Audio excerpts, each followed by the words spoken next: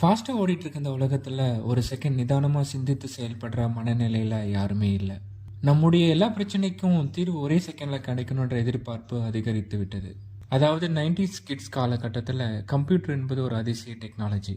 அப்போ இருந்த காலகட்டத்தில் இனி ஃப்யூச்சரில் எல்லா ஃபீல்டுலேயும் கம்ப்யூட்டர் வசமாயிடும், கம்ப்யூட்டர் கற்றுக்கிட்டா பல லட்சங்களில் சம்பாதிக்கலான்ற ஒரு பேச்சு வழக்கத்தில் இருந்தது.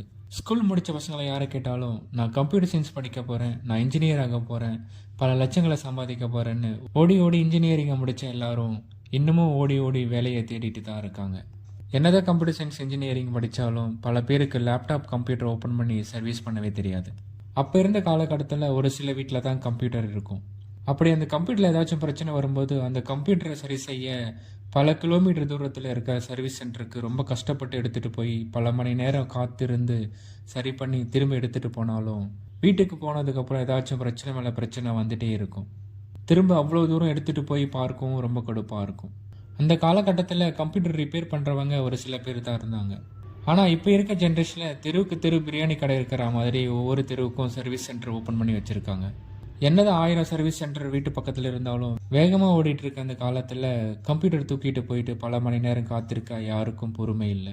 அதற்கு காரணம் நம்முடைய பிரச்சனை எல்லாம் ஒரே செகண்டில் சரியாயிடணுன்ற மனநிலைக்கு நம்ம தள்ளப்பட்டிருக்கோம். அதாவது ரொம்ப சோம்பேறி ஆகிட்டோம். நீங்கள் சுறுசுறுப்பாக இருந்தாலும் சரி, இல்லை சோம்பேறியாக இருந்தாலும் சரி, உங்கள் கம்ப்யூட்டரில் இல்லை லேப்டாப்பில் இருக்க பிரச்சனையை உங்கள் வீட்டுக்கே வந்து சரி செஞ்சு கொடுக்க நாங்கள் இருக்கோம்.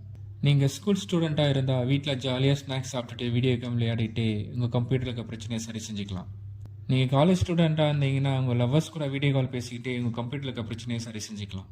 நீங்கள் ஹவுஸ் ஒய்ஃபாக இருக்கீங்க இல்லை ஹவுஸ் ஹஸ்பண்டாக இருக்கீங்கன்னா வீட்டில் சீரியல் பார்த்துக்கிட்டு உங்கள் கம்ப்யூட்டரில் இருக்க பிரச்சனையை சரி செஞ்சுக்கலாம். நீங்கள் ரொம்ப வயசான தாத்தா பாட்டியாக இருந்தீங்கன்னா உங்களுடைய சொந்த கதை சொக கதை எங்கிட்ட ஷேர் பண்ணிக்கிட்டு உங்கள் கம்ப்யூட்டரில் இருக்க பிரச்சனையை நீங்கள் சரி செஞ்சுக்கலாம். நீங்கள் யாராக இருந்தாலும் சரி உங்கள் வீட்டுக்கே வந்து உங்கள் கண்ணு முன்னாடி உங்கள் கம்ப்யூட்டர் இருக்க பிரச்சனையை சரி செய்ய நாங்கள் ரெடியாக இருக்கோம். தேவைப்படுறவங்க யாராக இருந்தாலும் எங்களை அழைக்கலாம். நன்றி, வணக்கம்.